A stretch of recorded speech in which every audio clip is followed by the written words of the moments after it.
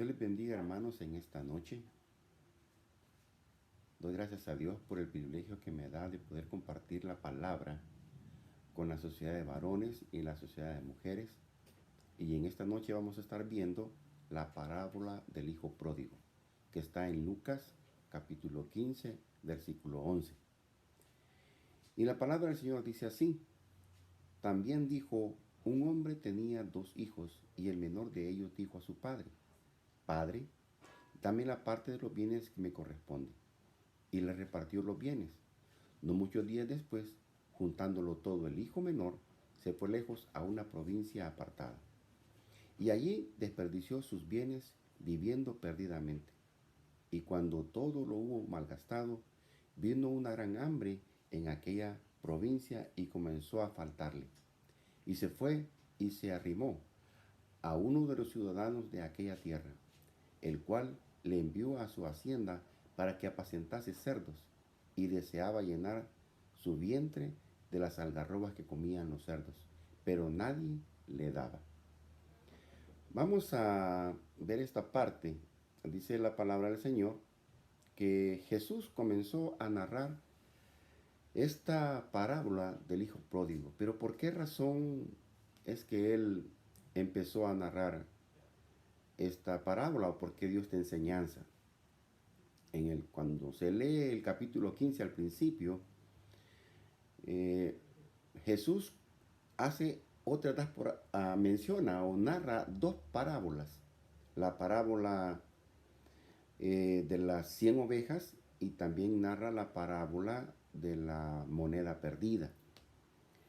Y las dos tienen el propósito de enseñar que aquello que se ha perdido, cuando se recupera, trae una alegría, trae un gozo, y si es posible, se hace fiesta. Esa es la enseñanza que el Señor quiere hacer también con la parábola del hijo pródigo. Y es que Jesús escucha la murmuración de los escribas y de los fariseos cuando murmuran diciendo de que Él se junta con los pecadores y come con los pecadores. Y cuando nosotros vemos, después que Él termina de tanto la parábola de la moneda perdida como la parábola de las 100 ovejas, dice que se alegran porque han rescatado lo que se había, o han encontrado lo que se había perdido, tanto la oveja que se había perdido como la moneda que se había perdido. Pero los fariseos y los escribas no entendían eso. Ellos pensaban que el Mesías venía, pero para estar con aquellos que se esforzaban quizás, y no hay que quitarle mérito a aquellos que leían la palabra, la Torá, que oraban también, que hacían sus ayunos y hacían un montón de tradiciones y costumbres con el propósito de cumplir la palabra. Pero ahí había había, había como ¿cómo decir? Un peligro. Y el peligro era que ellos, por guardar lo que guardaban y por hacer lo que hacían, miraban con desprecio a aquellos que no lo hacían, o si lo hacían tal vez, pero de todos modos los consideraban inferiores porque tal vez no habían estudiado, no tenían un maestro, no tenían un rabino que les enseñase. Y entonces ellos controlaban todo lo que tenía que ver con la vida espiritual y religiosa de la época. Entonces Jesús, al ver lo que ellos murmuran, para que los fariseos y los escribas se dieran cuenta de que ellos realmente sí necesitaban del Mesías, pero ellos pensaban que no necesitaban del Mesías. Así que Jesús les dice que es importante el pecador. A Jesús a eso vino, por los pecadores.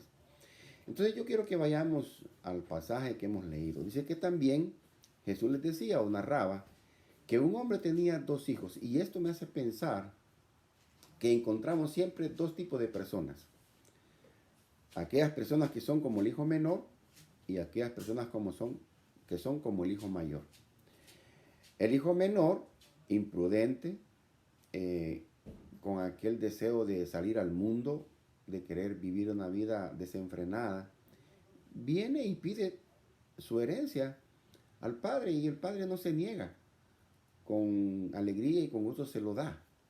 Es como cuando estamos en este mundo y queremos salir pronto de la casa y quisiéramos tener ya los 18 años y salir porque vemos muchas restricciones en la casa.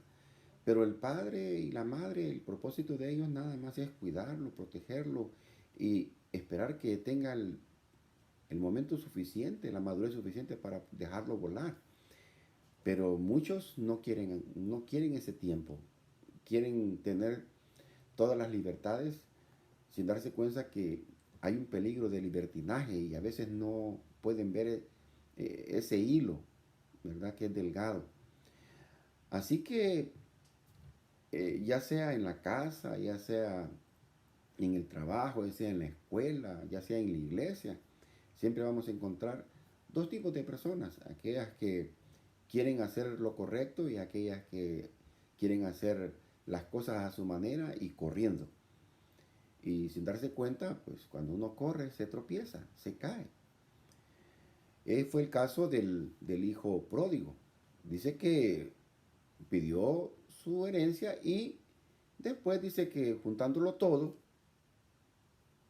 se fue a una provincia apartada. Apartada se me hace pensar que fue lejos, donde pues no pudieran tener control los papás.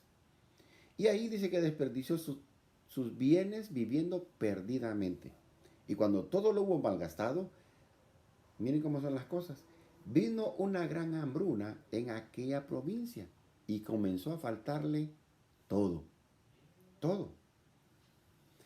Y dice que fue y se arrimó a uno de los ciudadanos de aquella tierra, el cual le envió a su hacienda para que apacentase cerdos.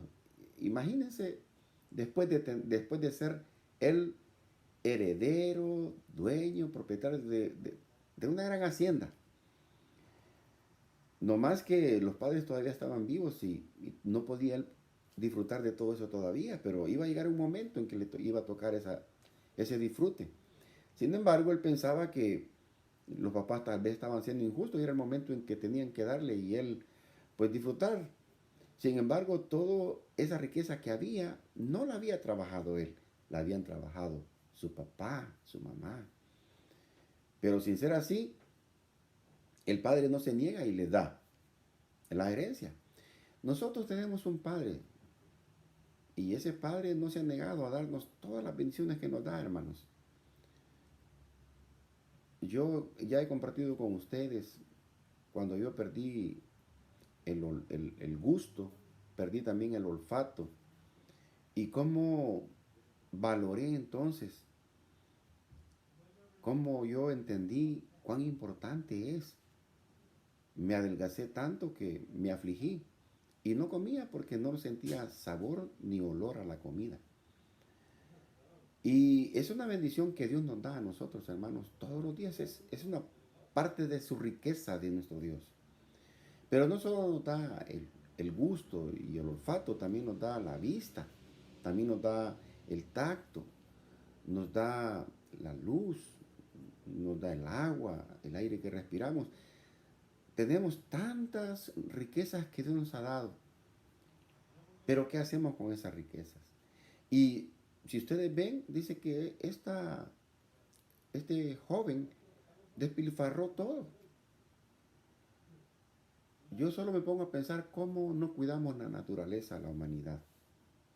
Cómo se talan árboles, cómo los ríos y los mares están llenos de plástico, cómo hay falta de conciencia de que lo que Dios nos da no es para que lo destruyamos, sino que para que lo cuidemos y para que también seamos buenos mayordomos de lo que Él nos da. Sin embargo, este hombre, este joven, dice que lo perdió todo, todo lo tiró.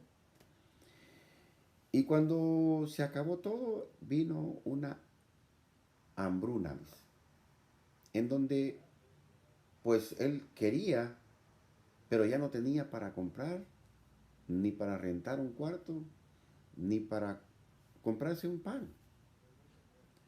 Y se arrimó, dice, a un ciudadano de aquella aldea, y este lo mandó a cuidar los cerdos. Y mientras cuidaba los cerdos, pues le iba a dar una paga. Y cuando los cerdos comían, él quería comer las algarrobas que los cerdos comían. Pero pues no, a él la comida no era para él, era para los cerdos. Y me pongo a pensar cómo estaría este joven. Quizás yo me lo imagino con su barba sucia, sus ropas desgastadas, malolientas porque estaba ahí junto a los puercos, descalzo. Era triste su condición. Lamentablemente, cuando nos alejamos de Dios, esa viene a ser nuestra condición. Se nos olvida todas las promesas y todas las bendiciones que Dios nos ha dado, y que nos alejamos de una manera despacito. Nadie, así como entramos despacio al Evangelio y que ponemos alguna resistencia, también cuando nos alejamos de Dios, nos alejamos despacio y también ponemos alguna resistencia para no querer alejarnos. Pero cuando sentimos, ya estamos muy lejos y empezamos a pecar sin darnos cuenta. Empieza a haber una naturaleza de pecado en nosotros. Así que este hombre, estando ya en esa condición, estaba tan profundo y tan oscuro donde estaba, que reaccionó y volvió en sí, dice la palabra. Es bien interesante cómo necesitamos bajar hasta lo profundo de la desesperación, de la humillación, como para poder reaccionar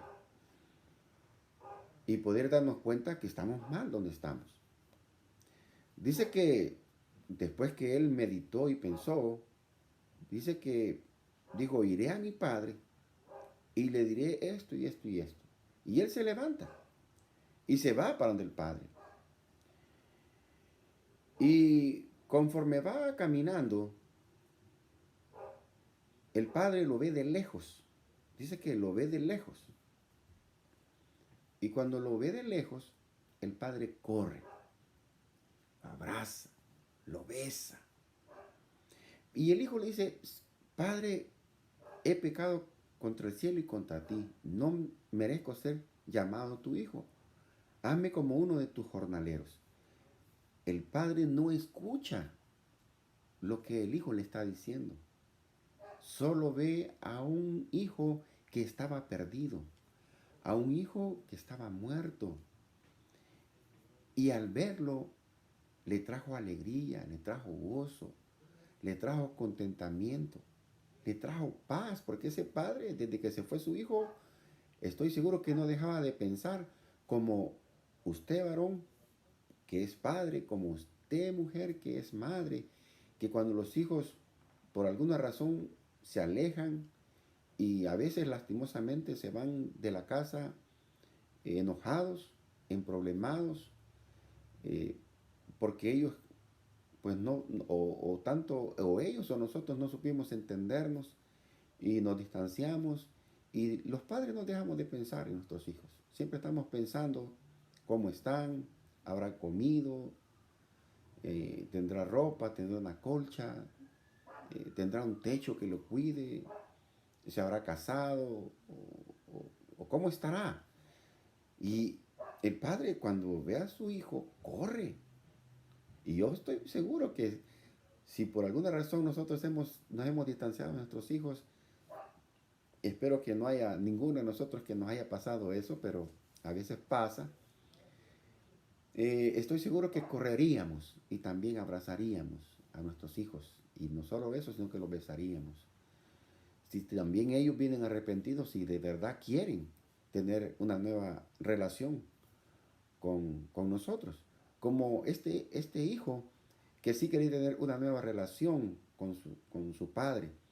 Venía arrepentido, venía con el ánimo de comenzar de nuevo, con el ánimo de cambiar, de obedecer todo aquello que su papá y su mamá le dijeran, porque pues él estaba consciente que había perdido todo derecho de reclamar, de pedir. Por eso él decía, hazme como uno de los jornaleros, es decir, hazme un esclavo tuyo.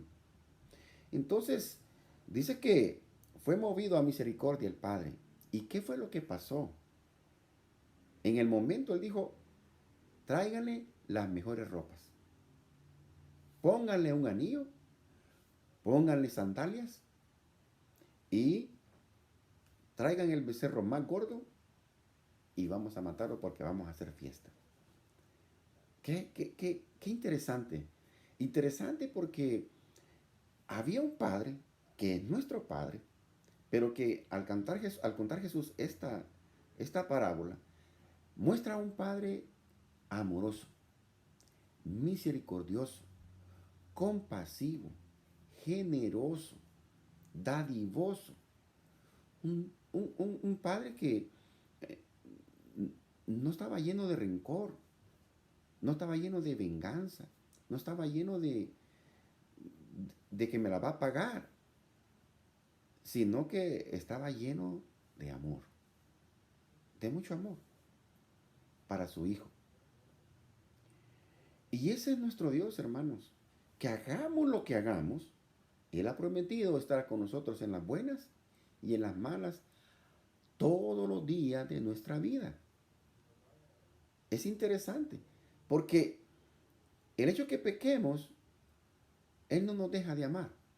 Él quiere que nosotros regresemos a Él, pero arrepentidos, con el deseo de querer, de cambiar, con el deseo de que Dios nos dé una oportunidad para poder ser llamados hijos de Dios, para poder comenzar y poder mostrar que de verdad estamos arrepentidos y tenemos que ser frutos dignos de arrepentimiento. El Padre me llama la atención porque pidió una ropa, pidió la mejor ropa y ropas limpias. ¿Cómo vendría este hijo? ¿Cómo vendría? Así que pidió ropa, la mejor ropa y ropa limpia. Pero también pidió un anillo para que se lo pusieran. Pidió unas sandalias. Venía descalzo. Y también pidió un becerro para hacer fiesta y comer. Y me llama la atención porque yo quiero compartir con ustedes lo que yo pienso o el significado de estas cosas que el Padre menciona. Primero, las ropas limpias o las ropas, las mejores ropas. Siempre Dios, hermanos, está pensando darnos lo mejor en todo. Dios no nos da cosas por poquitos, hermanos. Siempre nos va a dar lo mejor y nos va a dar en abundancia. Dice que Él da apretado y remecido y rebosando. Así nos da Él. Entonces, Él siempre va a ser así. También me llama la atención que estas ropas significan o simbolizan. Dice la palabra que nosotros tendremos nuevas ropas blancas, resplandecientes y que no van a estar arrugadas. Entonces, esta es una demostración de que el Dios siempre está pensando en que nosotros un día vamos a ser transformados y glorificados para honra y gloria de su nombre. Pero también me llama la atención cuando dice que le pongan un anillo. Él regresó sin ninguna joya. Regresó completamente sin nada que ofrecerle al Padre. Simplemente su humillación y simplemente ser esclavo del Padre. Pero el Padre viene y le da el anillo. Y ese anillo significa que el amor de Dios, las promesas de Dios, siempre se van a cumplir. Su amor es infinito, no tiene principio ni fin. Siempre, desde que nos acepta como en el seno como el amado, como amados de Él, pues no, ese amor no se va de Él. Nosotros sí podemos cambiar. Hoy decimos que amamos, mañana decimos que odiamos. Hoy decimos que sí te quiero y mañana pues, queremos pegarle, ¿no? Pero Dios no es así. Dios siempre nos va a amar. Claro, el amor no quiere decir que podemos hacer lo que queramos y después arrepentirnos. Eh, siempre va a haber disciplina de parte de Dios para nuestras vidas, para corregirnos y que nosotros enderezcamos el camino. Pero el amor de Dios nunca se va a ir, siempre va a estar ahí. Y aparte de también, ese anillo significa esa autoridad que nos da ante aquellos que no creen en Dios, que podemos nosotros hablar con autoridad, que somos hijos de Dios. Vea, esa autoridad como del Señor de señores, del Dios de dioses, del Rey de reyes.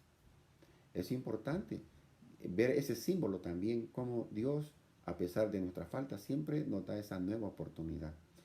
Pero también dice que hay que ponerle sandalias. Las sandalias tienen que ver, hermanos, con las promesas de Dios también. Cuando en el tiempo antiguo, en aquellas épocas, si se quería rescatar alguna herencia, se hacía con una sandalia.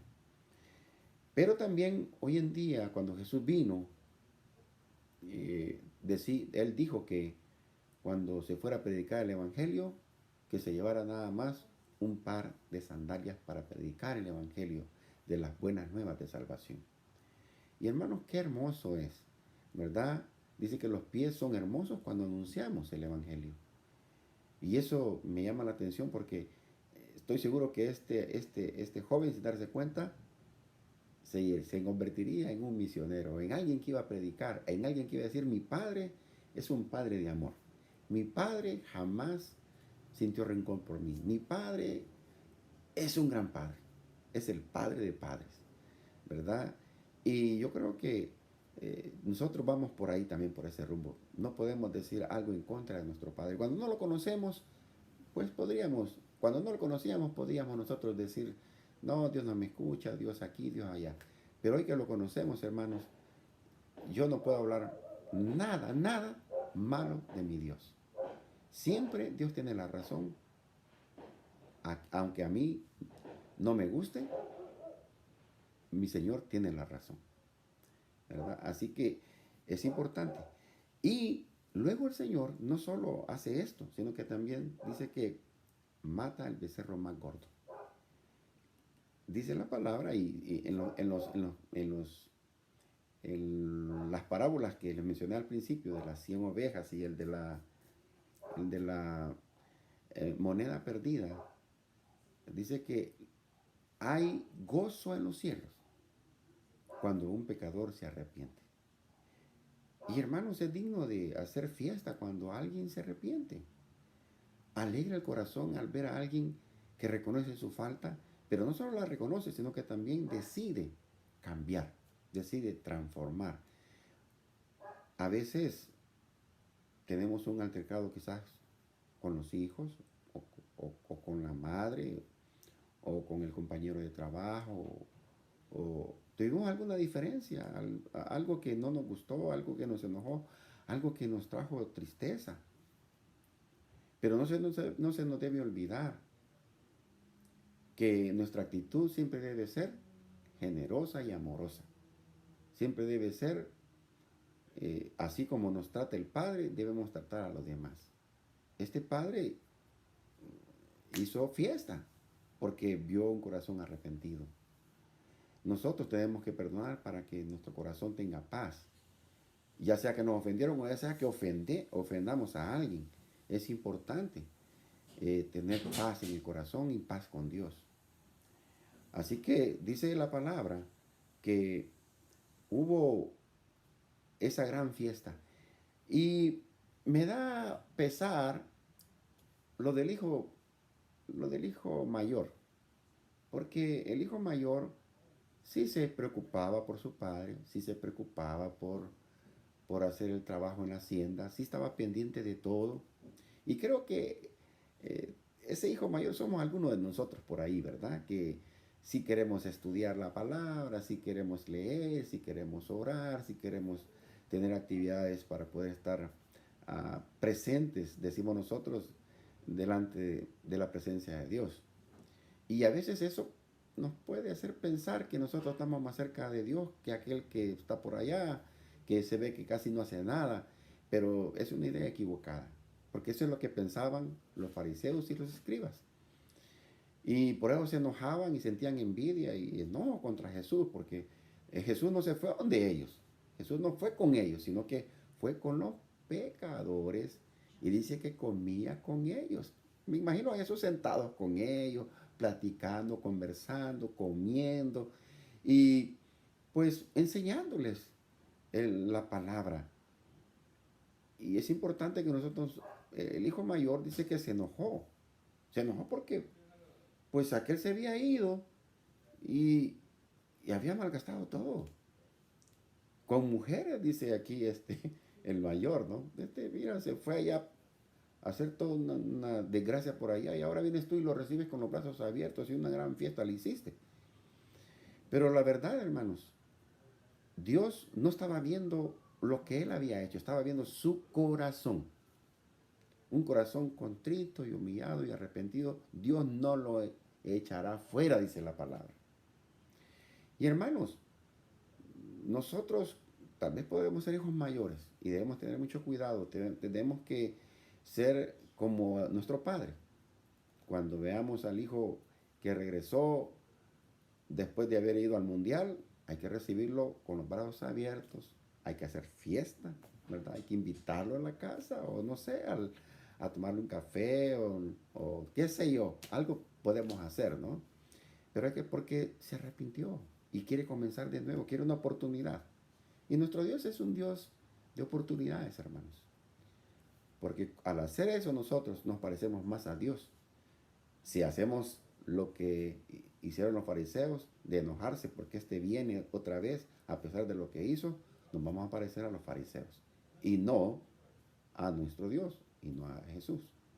Entonces es importante, hermano, en este tiempo en donde pasamos mucho en casa, pero también pasamos mucho en el trabajo, aquellos que trabajamos.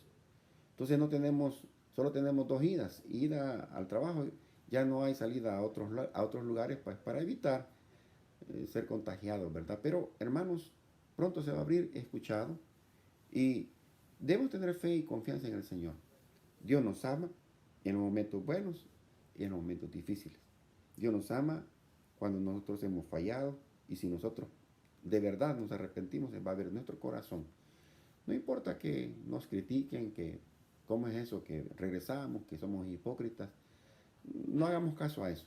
Hagamos caso a lo que su palabra de Dios nos dice, que nosotros, si venimos a Él contritos y humillados, Él es fiel y justo para perdonarnos de todo pecado. Que Dios me los bendiga, hermanos, que Dios me las bendiga, hermanas. Tenemos la oportunidad de que Dios siempre va a tener las puertas abiertas cada vez que nosotros fallemos, pero eso sí, no quiere decir que tenemos licencia para pecar, sino cada vez que nos resbalemos, tenemos la oportunidad de ir al Padre con un corazón contrito y ponernos a cuentas con Él. Que Dios les bendiga en este tiempo, hermanos, hermanas, que Dios me las bendiga mucho. Amén.